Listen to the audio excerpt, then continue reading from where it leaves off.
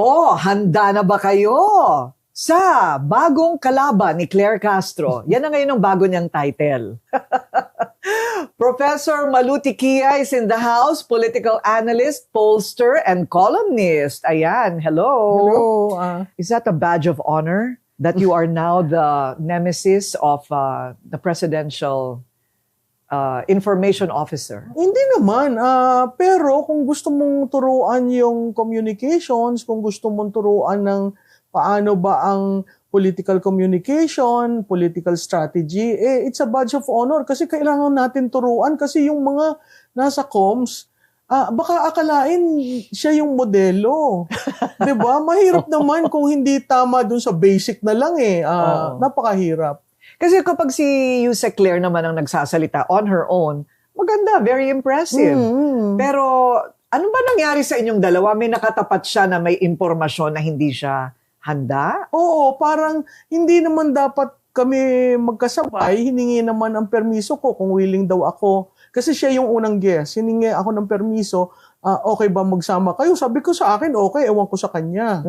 So, siguro pumayag. Kaya ganun yung pagkalatag nung TV show na yon. Hindi niya siguro alam na ako yon. Napag-usapan ng ghost projects. Oo. Di ba? At hindi niya rin alam na ididiin ko. Kaya nga ang parati kong sinasabi, nandun ako dahil mahal ko ang Pilipinas, kinumbida ako. Kaya magtatanong ako ng directly sa kanya. Ano ba yung offensive question? Kasi nung kay Gutesa Si Gutesa siguro alam ni Yusek kung nasan si Gutesa. Bakit naman sa akin ibibintang? Baka kayo may alam. Total kayo naman yata may kakilala dyan. Hindi, ikaw ang nasa gobyerno Pero teka lang, sino ba nag-present sa kanila? Mga kaalyado hindi ko alam kung sino nag-present. Please do not accuse me. Hindi kami nag-present dyan. Baka kaalyado nyo nag-present dyan. Hindi. Ayan ang propaganda. Biro mo ang assertion mo. Ako kasama? Ba't mo hinahanap sa akin? Baka alam mo. Alam mo, pag ikaw ang estado, never mind. Well, let's I respect this show. I do not want to go to the gutter. So don't start kasi. You're putting something to me. But you are representing government. But still, bakit ko malalaman? Hindi ako nag-present dyan. Bakit mo sa akin ipapaturo You can sa akin always na say malamang it alam in a ko? very nice way without insulting people. You don't have to start. Excuse me. Kasi tinanong kami, ano nangyari kay Kudesa? So sabi ko, yung nakakatuwa yung sinabi ni Congressman Ko dahil practically kinonfirm niya yung testimony ni Gutesa. Tapos tinanong sa akin, alam niyo ba kung nasan si Gutesa? Ang sagot ko, baka gusto niyong itanong kay Yusek yun.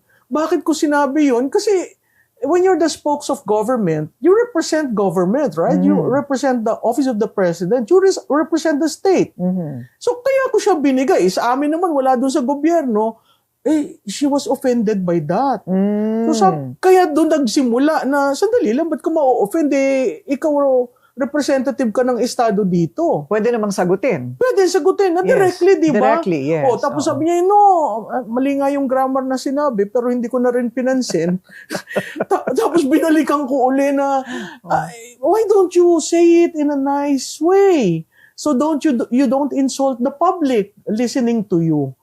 Hindi ba pag spokes ka, malumanay ka? So nag-communications 101 kayo right then and there? Oo. Tapos sabi ko, paano maiintindihan ng taong bayan kung gigil ang spokes?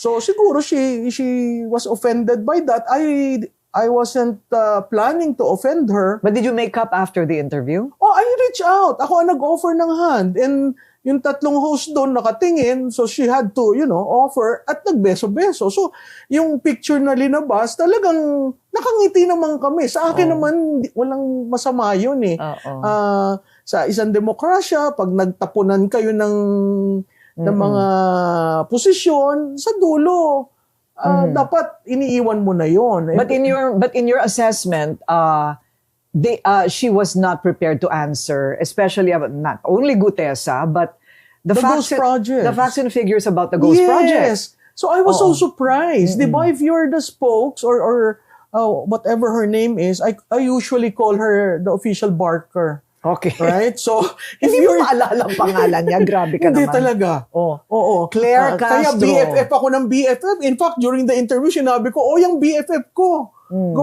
Pareho pa naman kami nakapula. Oh. Kaya linoloko kami ng mga hosts. So, ang sabi ko sa kanya, hindi niya alam ang ghost projects. Ang punto ko doon, sa ghost projects, ghost nga di ba? May nagplano, may nag-alat, may binayaran. Pagpunta mo doon, wala. Ba't hindi makasuhan yung 482? I agree. Di ba? Unahin mo muna yon bago itong hahanap ka pa ng ebidensya. Di ba? Ito ang paper trail nasa kanila. Ang money trail nasa kanila. Ang sagot sa akin, hindi daw niya alam ang datos, hindi daw niya alam na ako yung magiging kaharap niya. But isn't data, if you're the spokes, that's like back of your hand. Alam mo. Kasi anytime, somebody will ask you. Right. But she makes a distinction that she is not the spokesperson. Ayaw daw ni Presidente ng spokesperson. Ay, nakakahiya naman ko rin kung ang spokes mo ay ganun. Well, she calls herself the Presidential Information Officer or Communications Director. Di ba? Pag information officer ka, data is like your lifeline. Ito ang nakakagulat sa akin. And the data is 182. Goes.